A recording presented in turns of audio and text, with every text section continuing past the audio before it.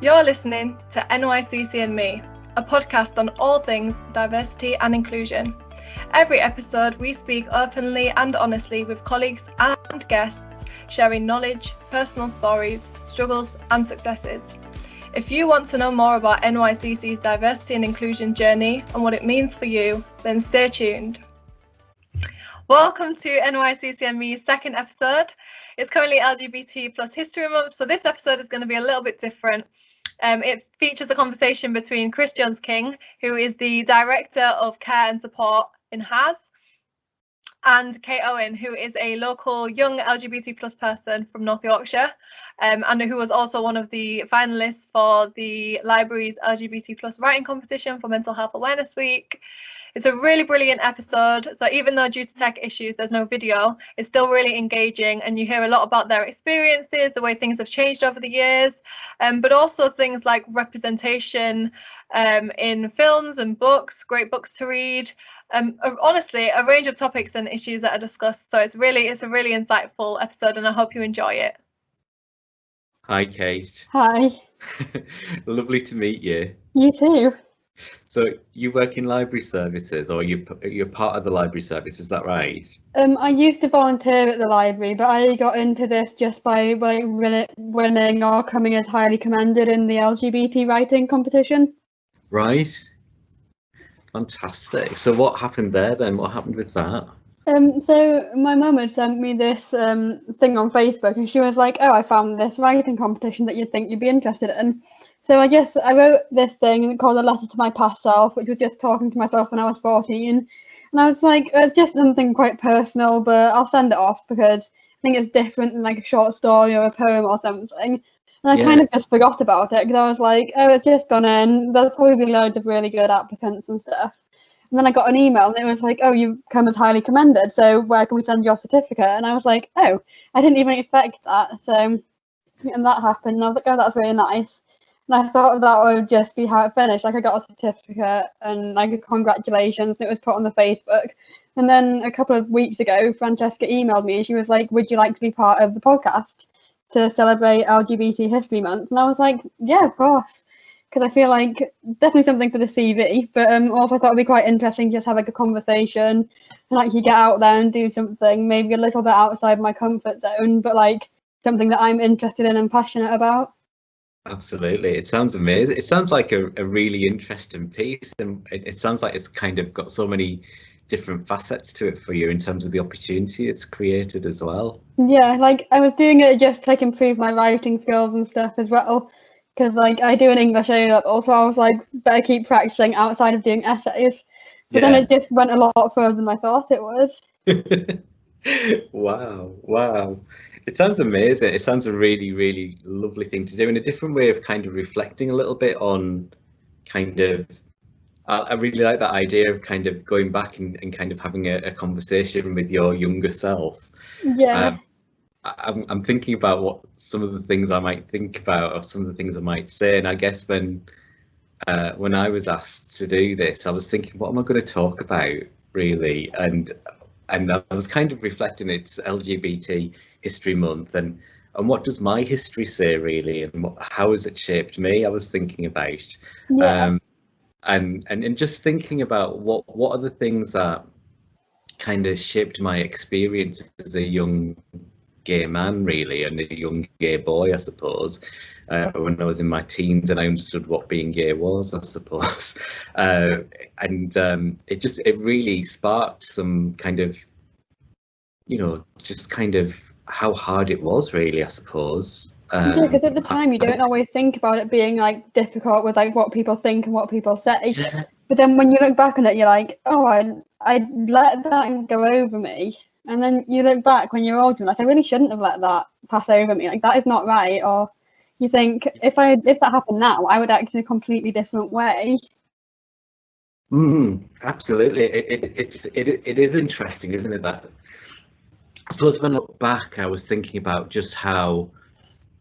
So I grew up in the 80s. I don't know what era was your era, but mine was the 1980s, and it was a pretty scary time, if I'm honest. And this whole idea about being gay is, you know, there's certain expectations on you. So I grew up in a really deprived area, very, very working class. In fact, you know, a lot of my family didn't work for many years. They were miners, and they weren't in the mines anymore.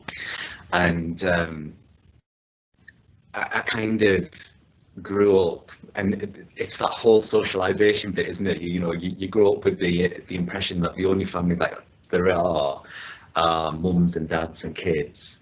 And and in my head I was thinking, but I don't feel like that. That's not how I see my life. But I couldn't articulate it very well.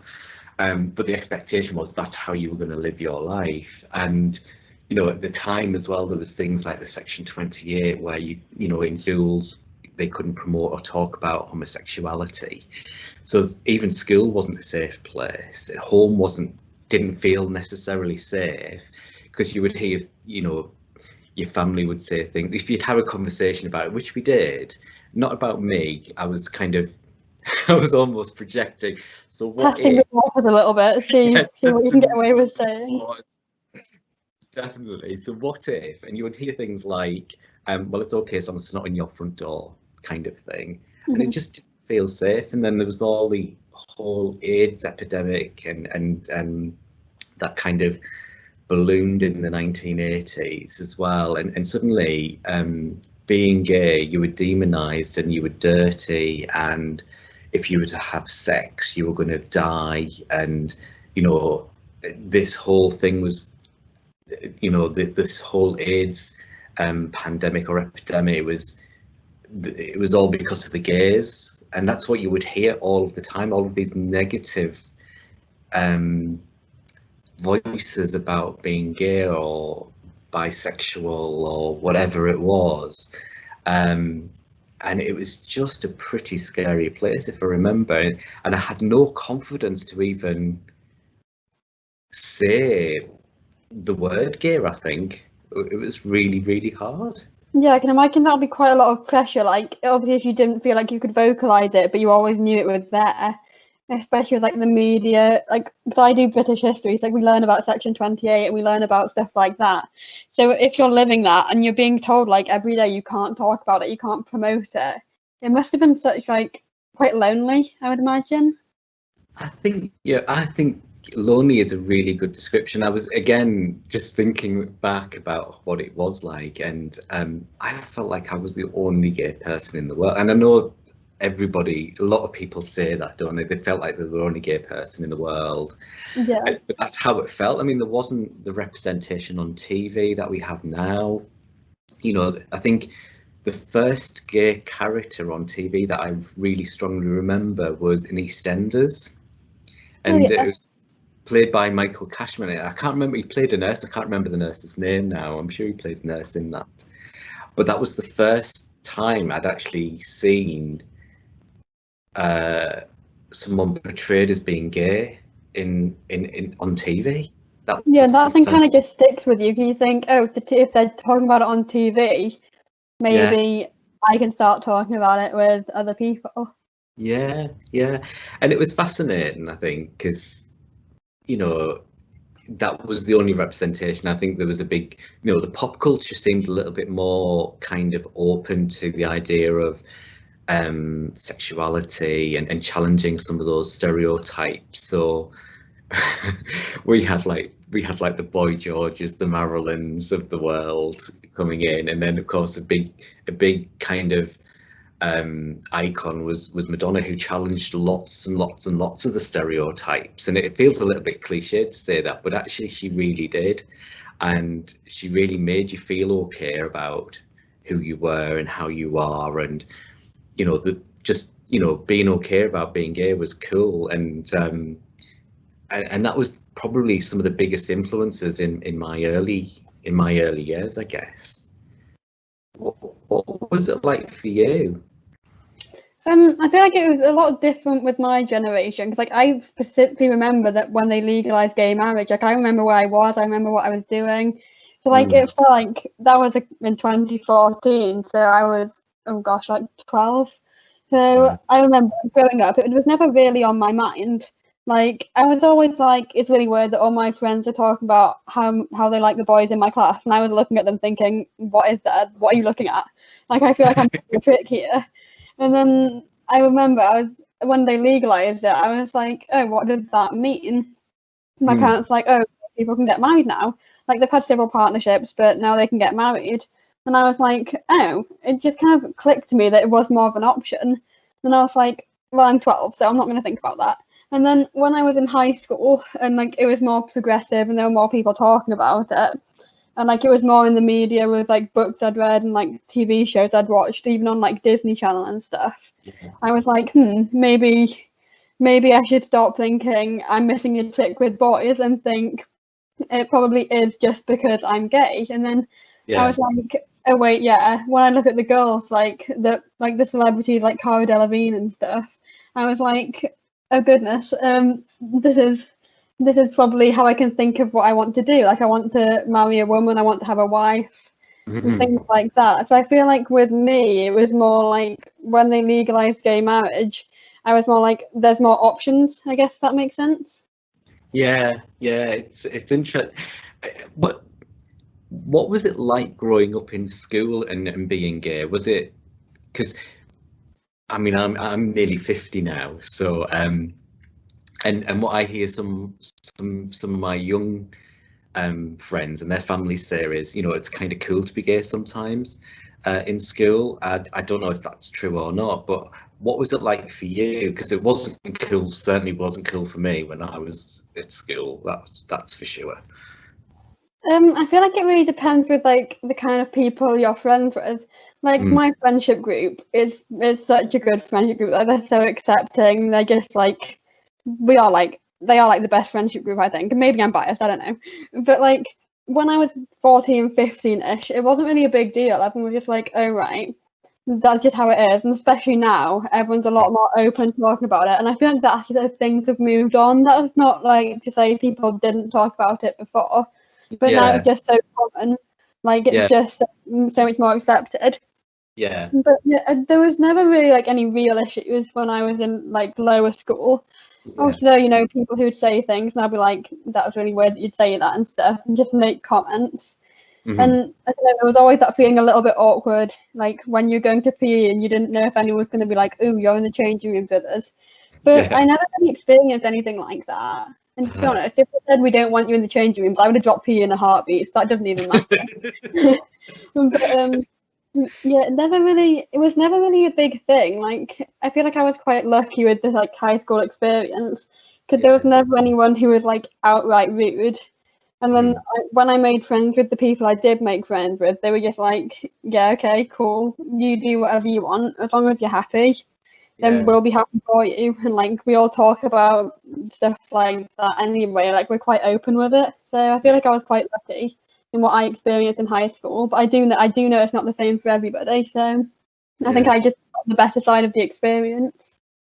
Yeah, things were different at college, I think, for sure. And I think once I'd kind of come out at home, so I came out at home when I was about 17, and it was that bizarre thing, which is, all of the kind of negative messaging that I'd heard from my family, not because they want to be awful, it's just they didn't get it. But as soon as I'd kind of said that I'm gay, people were like just okay about it. It was like, I told my dad, and he was like, oh, we've known for years. And I'm like, oh, why didn't somebody say something? I was like, oh, I guess ages ago. And I'm like, well, you could have saved me saying it then, couldn't you? You could have just been like, I knew. Then it was like, and then the relief of that was just incredible. And my brother, bless him, so I have 2 brothers and a sister, all younger than I am.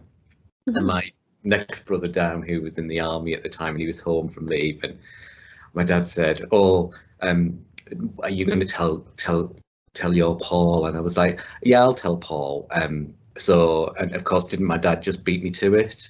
And and then the next thing I know, my brother's storming into my room saying, "Oh, Chris, I hear you're gay. That's amazing." It was like, do you want some pizza? I was like, "It's okay, Paul, thank you." But it was just like, said yes to the pizza.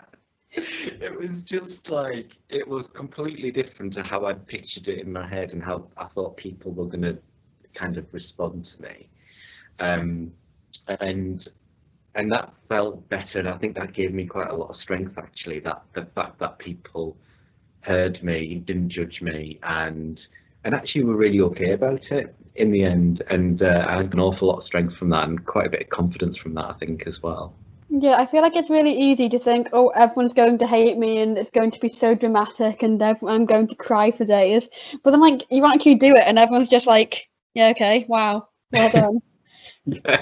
Yeah, and I think that's probably, I mean, they were probably my biggest kind of coming out stories. After that, it was kind of like, just that's who I am kind of thing. Yeah, you just mention it in a casual conversation and someone's like, oh, cool. And I'm like, oh yeah, sorry, forgot I hadn't already told you that. It's interesting, isn't it? Because it's like, when I was growing up, it was kind of, you know, for me, being gay was part of who I am, but it's not everything that I am. Do you know what I mean? Yeah. So, you know, it's kind of, I'm a son, I'm a husband, I'm a dad. You know, it's not everything that I am. And it's interesting that, you know, when I talk about stuff, you know, I don't necessarily talk about my sexuality a lot. I talk a lot about being a social worker and all of the things that's associated with around social justice and all of those types of things. And it's interesting how, you know, sometimes people just see you in terms of your sexuality, and they don't necessarily see all of the other facets of your life, and they make assumptions what those look like based on the fact that you're a gay person. Yeah, I actually once had an argument with someone about that because he kept saying things like that, and I was like, you do know, I have so many other attributes. Like, you keep on pinpointing that one particular one, and that feels like you're overlooking everything else about me, and I'm getting fed up of you saying things like that. And he was like, oh right, sorry. I was like, it's fine, but now I've said it, can you please stop just picking out like nitpicking one particular thing, and then we don't have this conversation again. Yeah, it is interesting how people do perceive that, and I think I am lucky that, in a way, that, you know, I've worked in social care now for 20 odd years and broadly not had lots of issues around it. Certainly no kind of huge discriminatory type issues in any of the work that I've done. I've had some odd comments like, you know, are you the only gay in the village? And it wasn't, it was an inappropriate thing to say, but it wasn't about saying, oh, you're gay and it's this. I think it was about, I think it was trying to break some ice somewhere along the line. And it was, you know, and it's kind of stuff like that I kind of can let go of a little bit. Just make like an awkward comment, and you like they'll probably look back and think, oh, I shouldn't have said that. But it's never outright being disrespectful for being disrespectful's sake.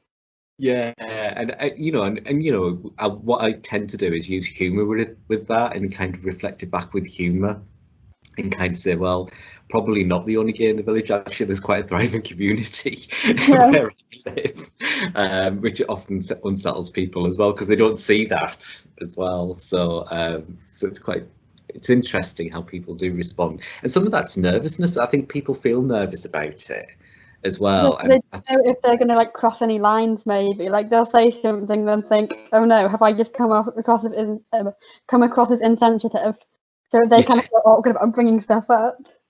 Yeah, and you know, and I get that sometimes, and I'm not that kind of person who feels like you have to constantly come out, because like I said, it feels like it's just one part of who I am.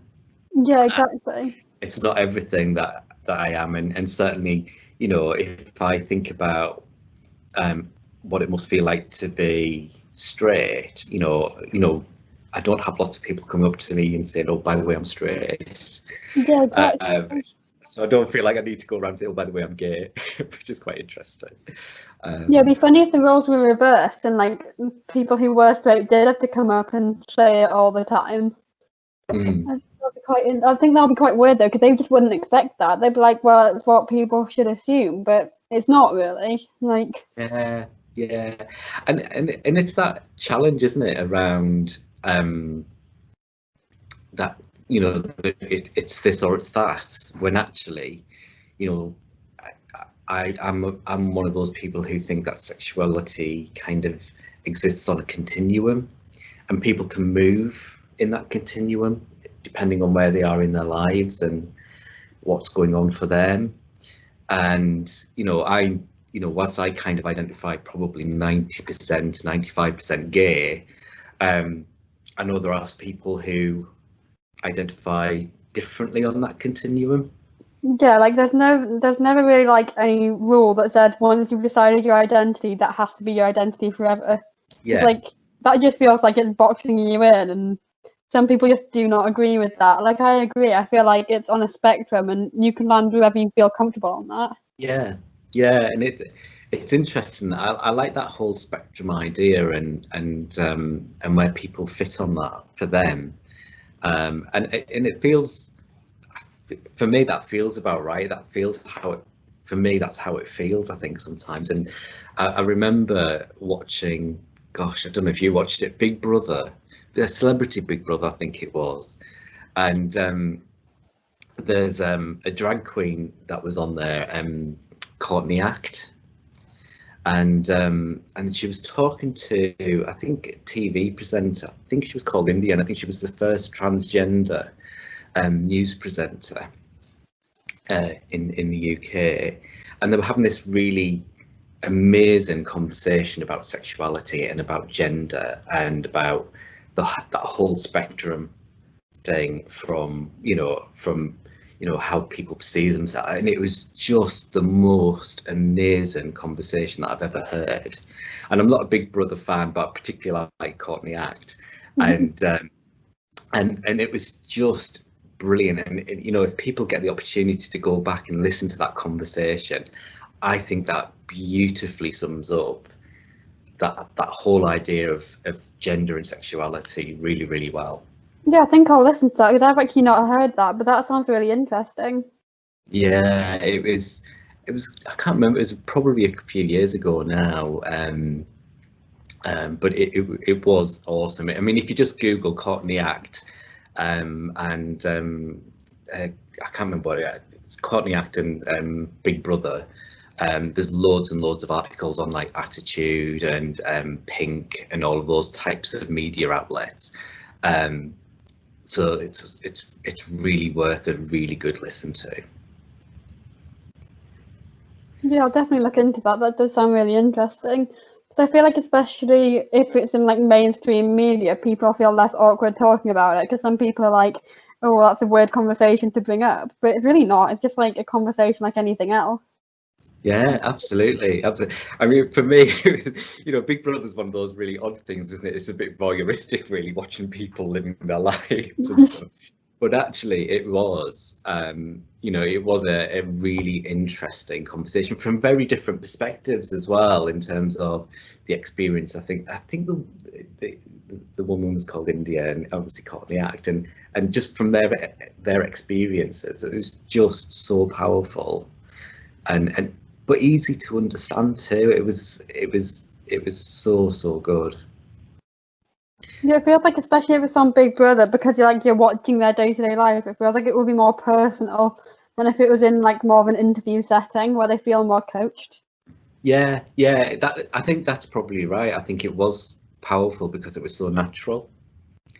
It wasn't a forced conversation. It wasn't a scripted conversation. It was just two people having an honest conversation, and that's how it comes across.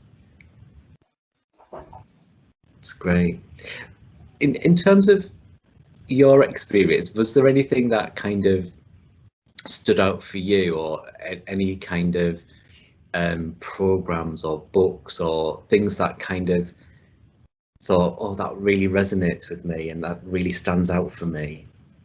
Yeah, I read a book. It's actually one of my favourite books, called Aristotle and Dante Discover the Secrets of the Universe.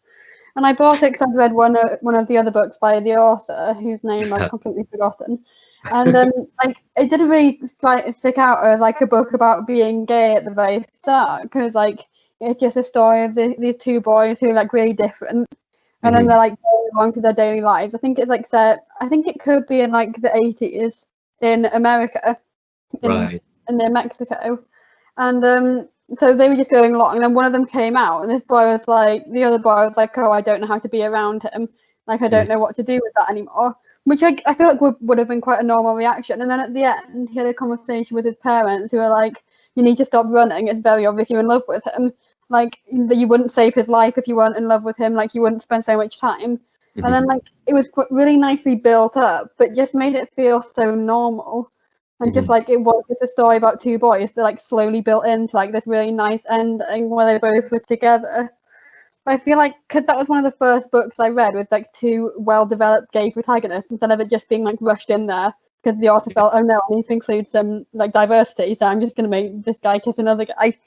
It felt like he had actually developed the storyline, and it just felt like it was like, honestly, I would describe it as quite like a beautiful book, because when I read it, I felt so like connected to their storyline, and I didn't expect it to end how it ended, so I was like, wow, this is like such a good book.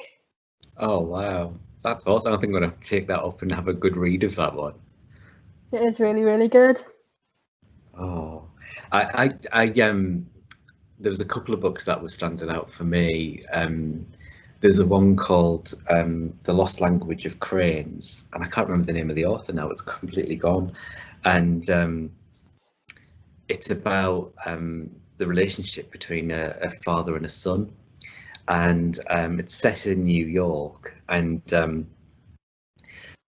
son has left home, he's openly gay and having a really good life, and his dad is struggling with his sexuality, living with his mum in an apartment in New York, and it kind of just talks about that struggle, and it goes through and about their relationship, and it just resonated with me, that sense of struggle. So that was quite a powerful book that I read probably back in the 90s. And then some really delightful books by Armistead Maupin, The Tales of the City, which were again set in San Francisco this time, but over in the States, and just about the whole culture of LGBT in San Francisco, it journeys. There's a series of about 5 or 6 of them in the set, and so it starts off with Tales in the City, and then it moves through the decades as well. So it starts in the 70s, goes through the 80s, and then there's been a subsequent book in the last few years from Armistead, just a bit of a follow-up on where people are now, and it follows a character called Mouse, and he's a gay guy and gregarious, and just a really fun character, and then and then this woman comes along, Mary Ann Singleton, who is a single woman who has found herself in San Francisco in this culture, and suddenly is just finding herself as a woman, and just that is just so amazing. And then there's just a whole host of amazing characters in there, and they are just wonderful books to read, and lovely books. I always feel warm, and there's some hard messages in some of those books, but I feel warm when I think about them, because they make me feel proud about who I am. Yeah, I'll have to look into reading those. They actually sound really interesting, and I'm running out of books to read as well, so it's always good to start a new series. Yeah, I love books that you can kind of follow on from and follow the characters and their journeys, and over a period of time as well. I love that too. Yeah. Oh, I watched It's a Sin recently. I watched them all just like in 1 or 2 days, so I wanted to get to the end. I feel like that is one of like the best shows I've watched, like in terms of like diversity and stuff, but the ending completely broke my heart. I don't think I've ever cried more at the ending of a show than I cried at the end of that one. Yeah, I've heard it's been recommended to me by lots and lots of people, and on my Twitter sphere as well. It's had a lot of traction there as well. I'm desperate to watch it, but I'm kind of thinking it's going to be quite cathartic, I suppose, watching it in some ways, because it's going to take me back to my 1980s. Yeah. And it's probably going to, I'm probably going to get really emotional watching it, so I'm putting it off a little bit, but really looking forward to watching it. It's quite hard hitting, like when you're watching it, because it feels so real. Yeah. Like it was really good, and it was such a good show to watch, but you're watching it feeling like you're not watching them as characters. You feel like you are literally watching them as people and as they would have experienced it. Wow. So yeah, I would definitely Wow, recommend that, but only if you feel like you can cry about it, because otherwise it's not the show to watch. Like at all. I don't think I've heard anybody who said they haven't cried yet, so I'm expecting to cry. So, and that's fine. Oh, I think the other thing that strikes me as well sometimes is, again, just thinking about books and things that I've read, there was a video that was released in the 1990s called Stonewall, which documented the Stonewall riots in America, which was the start of the gay rights movement, really, in the States, and then coming over here in the UK. And that's quite hard hitting in terms of the individual stories of people that were the forerunners of equality and equal rights for people, and particularly for gay, lesbian and transgender people. That's a really hard-hitting video. I don't know if you can get that still, but they followed it up with a book as well, which documented the real lives of people who were part of those Stonewall riots. You know, just everyday folks that were trying to live their lives, that were, you know, called Nancy's, whose bars were frequently raided, who, if you were wearing clothes that were assigned to a particular gender, you would be, you know, taken off to jail or beaten up even. Some, you know, there are some amazing people there that have done a lot and sacrificed a lot to help the movement move forward. Yeah, the ones who kind of pioneered it to be more mainstream. Absolutely. And if you get an opportunity, if you can find the book, I've got a copy of it, and I haven't seen it since, but that's an amazing book and an amazing video as well, and really hard hitting around the perceptions and people who don't identify themselves as part of the LGBT community but engage in activity, and they struggle with their story, whatever their story is. They struggle with their story, and it blows my mind when I just think about how brave those people were, how pioneering they were, and just how they've helped the community be what it is today, which is just phenomenal, really. Yeah, because at the time you wouldn't imagine they'd think it would have gained as much traction as it did. Like, Yeah. obviously they were doing it to get a reaction and like to push the ideas forward and to get noticed. But when you think of, like, it's almost like a snowball effect of that one Stonewall riot happening, then everything just carrying on and getting traction all over the world. It kind of makes you think, like, a couple of like people, like a group of people started that, and they've just changed like absolutely everything from the future. Yeah, and it's fascinating still, isn't it? And to think that there are still some places in the world where it is just so dangerous to be openly gay or out in those places, and it's, you know, it's still punishable by death in some places, I believe. And just how scary is that?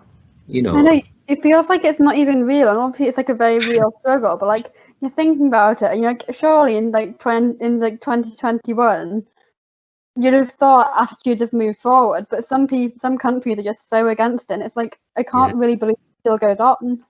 Yeah, it's incredible. And you know, and I think what I've been really proud about recently is just this whole movement for our colleagues, our friends in the transgender community as well, and how that's been moved forward and pushed forward, and that feels so powerful at the moment, and just amazing to be part of as well, and just supporting those people as well. Just feels really amazing, really. There's so much to be proud of, isn't there? Yeah, what kind of things have you done to like help Like what kind of things have you done that you feel like you are proud of? I mean, I'm part of. I've registered with Stonewall, and I think that was me kind of setting just kind of setting the standard for me about I want to be part of something bigger than I am. And that's been really important to me. I think I do lots of just kind of personal stuff, really, more than kind of being part of a big group. I do the pride things. I think pride's really important, and being part of that. I think just having a voice and just being there for people and just kind of saying it's okay. Yeah. And just, not some of it's not big gestures, some of it's the little things, and that make the big difference. Like what a group of my friends did at school when we were still at school is they made a board with like in the canteen with like loads of identities, all the pride flags, some facts about like LGBT history. Like at the time, like the teachers were like, yeah, you can do that, like because we're in sixth form, so they're like, if you're taking initiative, you can make that. And like it felt like it was kind of a big step forward because there hadn't really been any displays about that around school up until I was in like year 13, so my last year of high school. Wow. So it felt like that group of people, they were doing something that will help like more of the like sixth formers and even the people in the lower school who come past that board and say, oh, the school are willing to accept that, the school are willing to put that up there. Yeah. And it's stuff like that that's really important. It's about how you can use yourself and how you can use your influence, isn't it? So when I was going through the adoption process, so we my husband and I went through adoption to have our son. And what I found was the adoption policy was so different to the maternity policy. So what I found was if I was having a child naturally, and if I was a woman, then I would have time off for appointments, I would have this, I would have that. But actually that wasn't reflected in the adoption policy. So the adoption process is so long, and you have to have assessments, and there's a whole range of things that you have to go through, panels to attend, things like that, and none of that was reflected in the policy. And whilst it wasn't an LGBT issue, it was around actually saying, some people have families in different ways. Yeah. And just challenging that and having some of the changes. So that's what I've done. I've challenged some of those policies or those procedures or those ways of doing things to affect change, and that has happened, and that's powerful, because actually whilst I had some great managers who supported me and kind of gave me that time that I needed to do the things I needed to do through adoption. Not everywhere has that, or has people who are as understanding as that. So to be able to change something, to make it equal, to make it fair for everybody, they're the important things. And sometimes it's about how you approach that, isn't it, and what you bring to that can change that. Yeah, what I agree with people, like including me, were trying to do last year is at school, obviously the uniform policy is quite strict with what boys and girls can wear. So what we were intending to do is like not loosen it exactly, because obviously schools need to still have standards, but make it a bit more inclusive, that girls can wear trousers, skirts and dresses, like that, but boys could only wear trousers and the uniform. So I'm not sure what happened with that, because obviously like coronavirus kind of stopped school and stuff. But the intention was always to go and speak to like the head of sixth form and be like, can we at least start a conversation about trying to make the uniform code more inclusive for everybody? Yeah. So I feel like even if the year I was in didn't get completed, like I know they did go speak to somebody about it. I think it was the head of sixth form or behaviour or something. Yeah. I feel like that's even started to set it in motion. So that's kind of like just going to start things off. And that's the important thing, is that sometimes it's just starting the conversation and just kind of saying, have you seen this, or do you notice the difference? Yeah, like making them aware, and then they can think of where they're going to take it from there. Absolutely. And I think, it's not that, I'm not a person who feels I have to do everything. Sometimes I can start things off, sometimes I can finish a piece of work or a conversation, but it's just kind of, if you do see it, raise it, raise it as an issue. And I like the idea of inclusivity, this idea that it's not about, it's not about this particular right or that particular group. It's about just being inclusive for everybody or anybody. Yeah, exactly. And that feels like we can all do that, can't we? We can all start a conversation about something that doesn't feel right. Yeah, it doesn't even have to like going on like a big march about it. Just bringing it up and being like, I've seen this. It doesn't quite sit right with me. Mm-hmm. Then that at least gives people like an insight into, oh, maybe if it doesn't sit right with this one person, maybe it doesn't sit right with a lot of other people. Yeah, and I think that's why I found that conversation that we talked about earlier, about that whole kind of spectrum of gender and sexuality. I found that so empowering, because it was just a conversation. It was just somebody starting a conversation with no expectation really around it. But it felt genuine and honest, and I think that's important. Yeah, I feel like not exactly starting it to get a reaction, but just starting it to bring it up. Yeah. So there's like something that you can make more people aware of. Like not even trying to start a crusade, just literally trying to have like an honest, open conversation. Yeah. And I think, what I was hoping out of this podcast today was about just starting that conversation off and thinking about, this is all we're asking for really, is a conversation, an opportunity for people to see us more than just our sexuality. Yeah. We are more than just that. We are people with a history. We are people who've got skills and interests and expertise in certain things, and it's not all about just being gay. There is so much more to us, and I think it's been lovely to have this conversation and just explore some of that, and just explore your experiences too. I mean, you sounds like you've done some phenomenal stuff. Thank you. You're welcome. And I hope people hear this and can start a conversation, and sometimes for me, like I've said, I'm not someone who introduces themselves as Chris and I'm gay. I'm Chris and this is my life really, and I might have a husband, I might have dogs, I might go for a walk, I might do a whole range of things, and they make up who I am. And that's what I want people to see really, that it's okay to have a conversation with somebody, but have a conversation about the person, not just about their sexuality.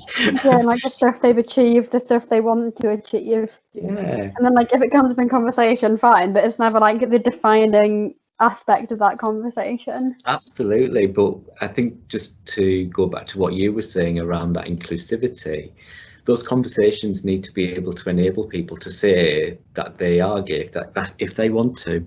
You don't have to, but if they want to, and if they feel safe enough to do that, then that's great. But let's have those safe conversations. Let's create an environment where people feel that can be themselves. Making it like a non-judgmental environment, but without forcing people to come out. Like not putting like we always say, oh, people imagine this like about me when they find out I'm gay. But I feel like it is always a possibility that people put other roles on you if you're not out or if you don't want to come out. And everyone's like, well, I'm out, so you should be out. And that is not the case for everybody. Exactly. So I think that's what I'd like this conversation to kind of message out, I suppose, is, there's queer people all over the world. There's queer people in North Yorkshire County Council. Yes, we're here, and that's fine.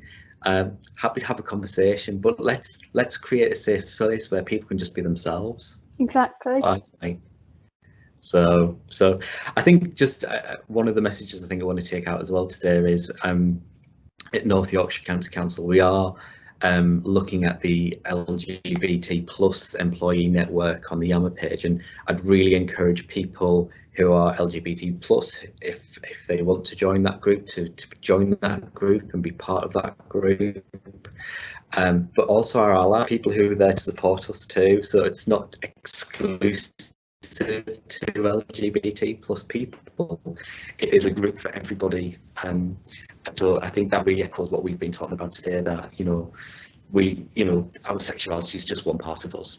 And there are lots of people out there who are our allies, who are our friends, who are our colleagues. And it'd be really lovely for those to join us too.